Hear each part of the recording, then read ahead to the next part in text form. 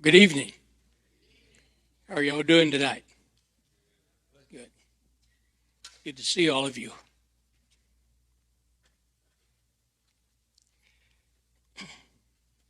Healing.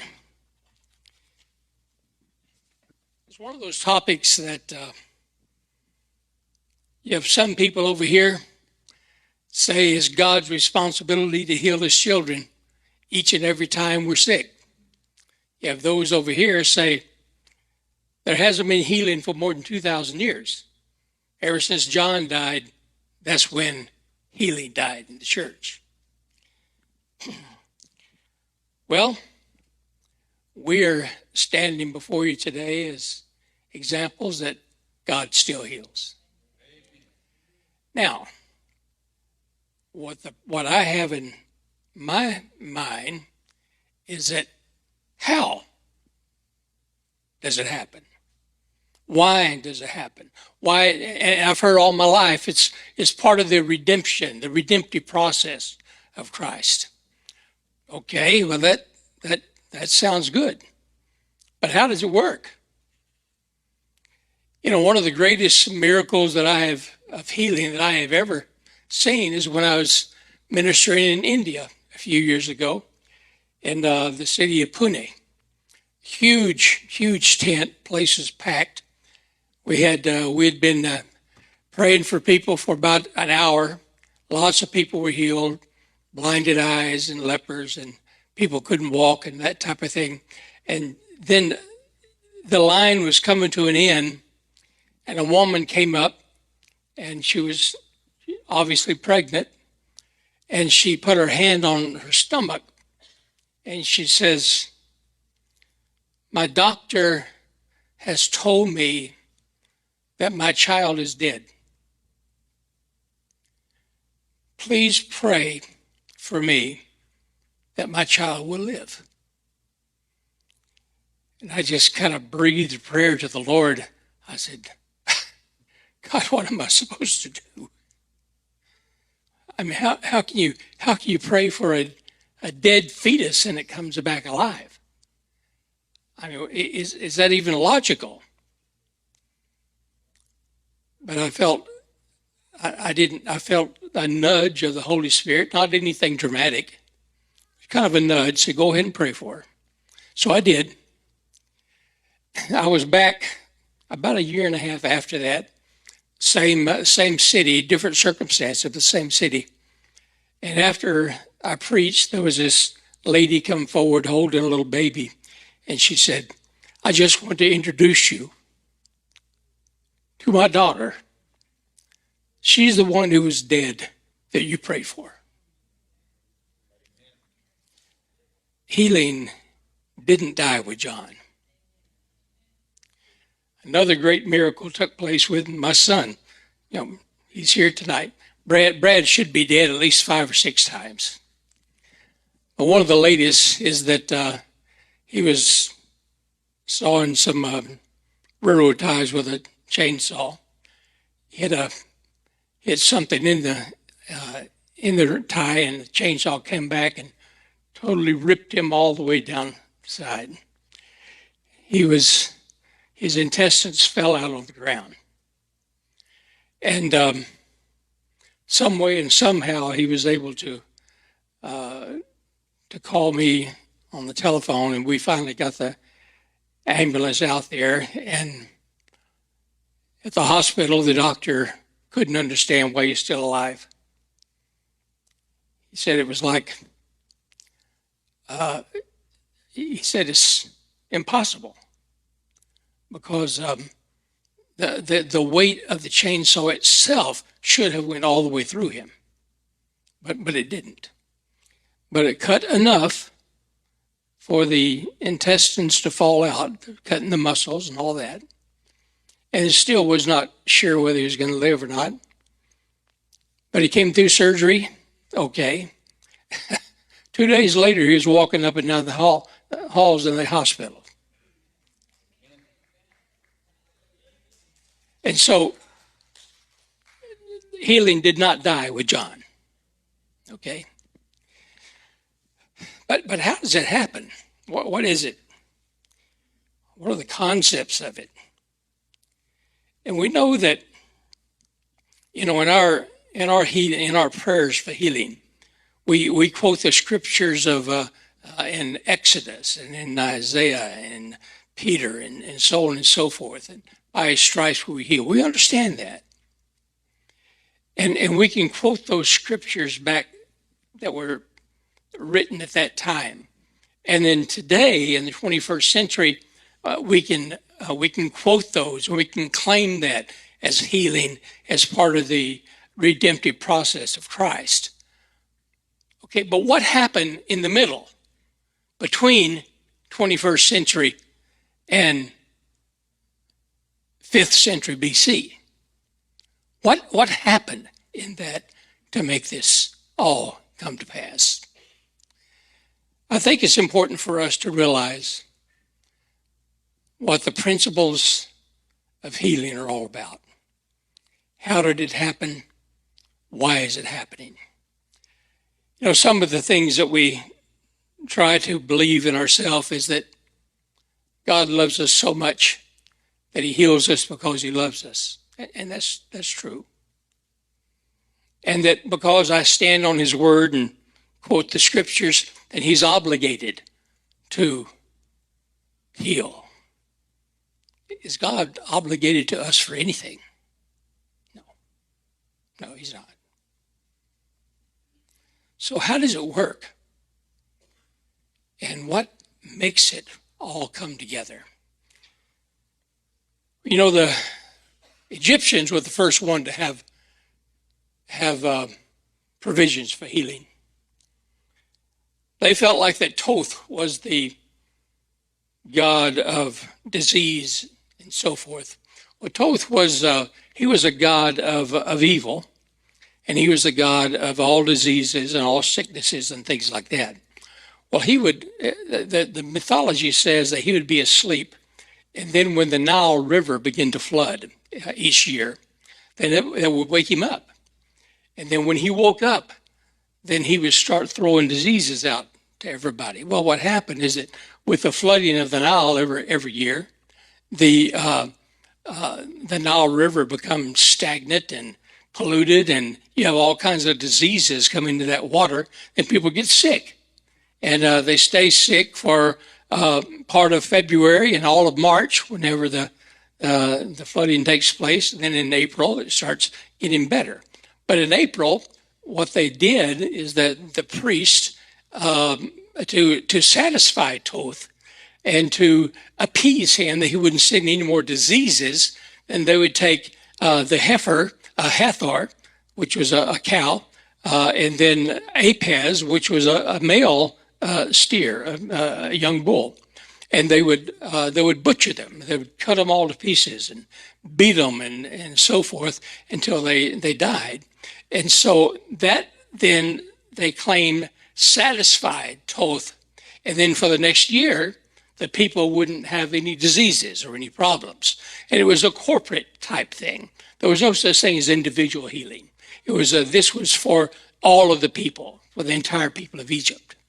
Well, the Israelites grew up with that in Egypt. And so when after the Pharaoh and his army was drowned in the Red Sea, in Exodus it shows that they sang praises to the Lord, and the horse and riders thrown into the sea and all of that. But and one of the things that God told them is this. He says, I am the God that healeth thee. Not Thoth, not sacrifices of Hathor or sacrifices of Apaz. I am the God that heals you. And I am the God that will not send any of these diseases upon you that I gave the Egyptians if you worship me and follow me. Again, a corporate healing of the people. Individual healing was not a principle that was accepted at that time, except when it had to deal with the overall healing of the people, such as Miriam being healed of leprosy. That was for the good of everyone. But outside of that, there really was no provision for individual healing. Now, during the Babylonian captivity, Anakim was the god of disease and sickness, and he had to be appeased also by sacrifices. But his was human sacrifices. A son of the king was then given, and that little infant baby was cut all to pieces and butchered and beaten and so forth to satisfy that particular god of disease and sickness. But then we come now to the Roman era and Jesus' time.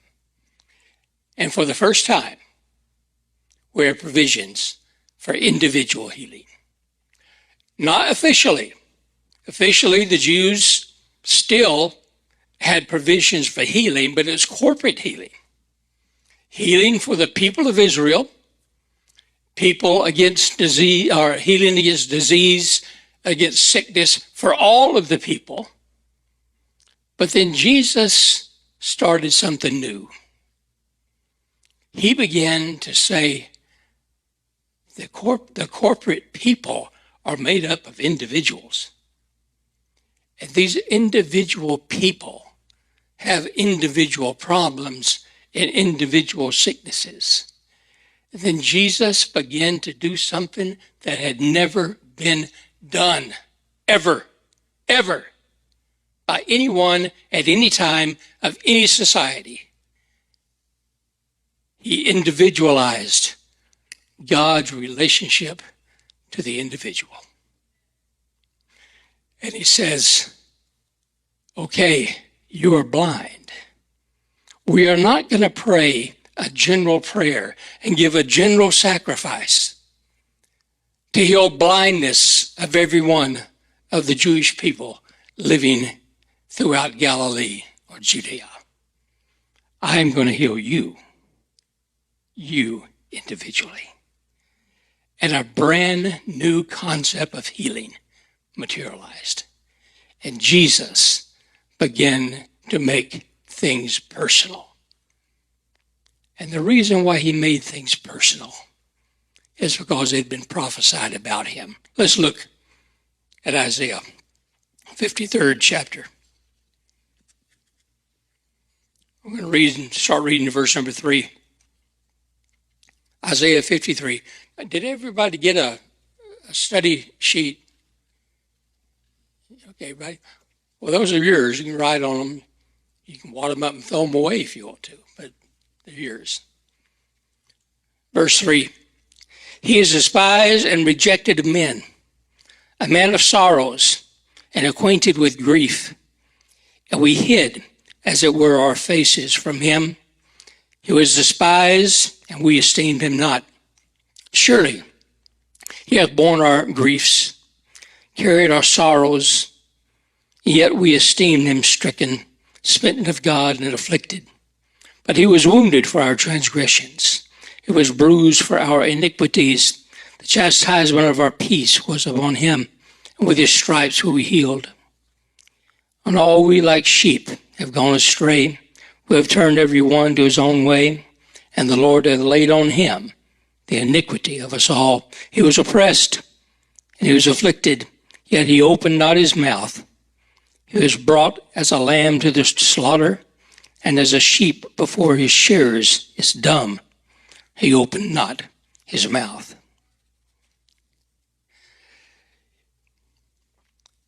You know, back in the 18th century, there was something happened in the Christian world that was unfortunate. Up until that time, even in the Word of God, we'll look at it. There were 4 primary offenses against God. One was iniquities, one was transgressions, one was trespasses, and the other one was sin. In the 18th century, actually 17th into the 18th century, they combined them all into one category, sin. Unfortunately, today is still the case. In our minds, we still jumble them up. That iniquity is actually sin. Transgression is actually iniquity. Trespasses is actually transgression, and it's all actually sin. No, it's not. 4 different things, 4 different categories, 4 different offenses. But notice what we have here.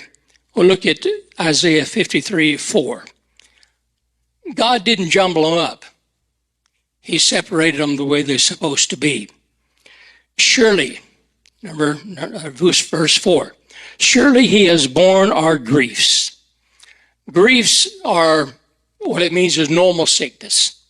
Normal sickness that is not caused by disease or by satanic attack or by inheritance curses, that type of thing.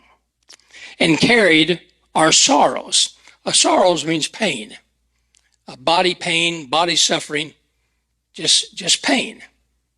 And today we have lots of folks that they're afraid more of pain than they are of the disease. Well, never mind. I don't want to meddle with that. And yet we did esteem him stricken. The word stricken means to slaughter, or to wound, or to cut deeply with the intent of death that will be guaranteed. Okay? And so this is what Isaiah was saying. And did esteem him stricken, smitten of God. Smitten means to sacrifice, to satisfy what is demanded for sin. Now we have this person that Isaiah is talking about. Now he's being afflicted to carry sin. And afflicted. The word afflicted means to be browbeaten by Satan. And it means to take upon himself satanic attacks and anything that has to do with hereditary curses and diseases. Just like some of you perhaps in your family, back through your generations, you've had alcoholism in your family. And unfortunately, that's passed down. That's passed down to each generation. And each generation that doesn't get a hold of that, they have more of a tendency to reintroduce that into their generation. And Jesus took that on himself at this time to break those curses. Let's continue. For he was wounded for our transgressions. He was pierced for our transgressions. He was bruised for our iniquities, cut to pieces for our iniquities. And the chastisement of our peace. Chastisement is trespasses. Trespasses that would rob us of a peace and relationship with God. Of our peace was upon him, and with his stripes we are healed. Stripes means they had to go into place to absorb the particular sickness, to absorb the disease, to absorb the affliction. And then once it's absorbed, then to release a brand new beginning. All of that was mandatory. But how did it happen? When did it happen? Peter talks about it. Talks about this thing that Jesus did. And all of you know about the crucifixion. You hear about it, at least at Easter time anyway. What he did for us. We see what Isaiah says. He took everything upon himself. He took transgressions. He took trespasses, iniquities, sin, everything. He took care of all of those things. But also he took upon himself the sickness, the disease, the satanic attacks the hereditary problems, all of those things that afflict us. And when that happened, it's before the crucifixion, during the time that he willingly gave himself and became this person that Isaiah is talking about. You know, many times we hear about Jesus being scourged, being beaten. And I've heard sermons preached about the 39 stripes and that type of thing. But Jesus was not condemned to death by Jewish courts. Jesus was condemned by Rome. Jesus was not subject to Jewish punishment. Jesus was subject to Roman punishment. Jesus was accused and he was crucified because of treason against Caesar. He had been accused of setting himself up as a king. It was treason against Caesar. And as a person who was accused of treason against Caesar, he received the maximum penalty that Rome could inflict. Which meant that each person, before they were crucified on a cross for treason, was first scourged. And the reason for that is because crucifixion was very expensive. Romans were practical. And they didn't have forced labor on days of crucifixion. If you were they needed at least 600 soldiers to take care of the crucifixion things. But they paid these soldiers for that, paid them overtime. It wasn't something that was part of their military service. And so then they had to pay for crowd control and all of the things that involved this. And so crucifixion was very expensive. And so what the Romans wanted to do is that they wanted the accused person to die before crucifixion took place. And so to do that, scourging was one of those things that they did. Now, scourging was done with a flacium. A flacium was as a stick. It was a handle, and it had either a 9, 12, or 20 different individual leather straps. And these leather straps were woven like a woman braids her hair. And within those braids were pieces of metal, pieces of pottery, and pieces of steel. And at the very end of each one of these straps was a metal ball, like a big truck ball bearing that they would use. Now, there were 4 gladiators that did the beating. And this was during the time of Tiberius, and Tiberius was he was a hero of the gladiators, and he wanted to give them special recognition to those that did a good job. And so, if each of these gladiators were given 10 swings of the whip, and at the end of the 10, then the other one would have 10. And then at the end of the entire process, if the person wasn't dead yet or the victim wasn't dead, they would start all over again with 10 more from each one. And if the gladiator could kill the prisoner with his allotted stripes, then he was given the choice of either the prisoner's weight in silver or 1 talent of gold, which was plenty enough money for them to buy their freedom and to live a comfortable life for the rest of their life. To the best of their abilities, these gladiators tried to kill the victim. the Roman government, they had stipulations. If a man was accused of treason against Rome or the citizens of Rome, and he would be given 50 lashes. If he was accused of treason against the Roman Senate or the Roman government, then he would be given 70 to 80 lashes. But if he was accused of treason against Caesar, which is the greatest of all offenses, then he'd receive 100 lashes.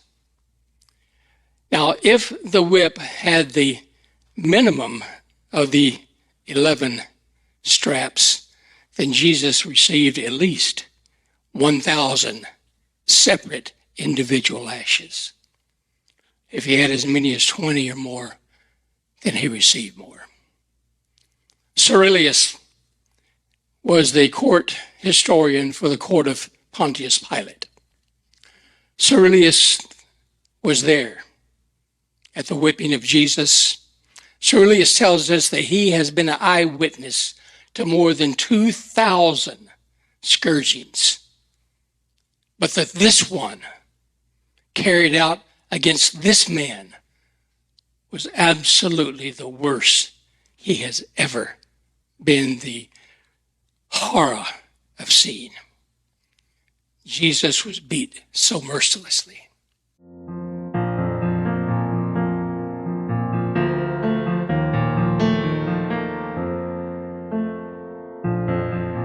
Dr. Ron Charles has spent over 50 years researching and uncovering the truths about the life of Jesus and information that proves the historical authenticity of the Bible. Gleaned from his years of tireless work, research, ministry, and archaeological work, and watch the pages of the Bible come to life like never before. Go to cubitfoundation.org and place your order today. All proceeds go directly to Cubit Foundation's efforts around the world.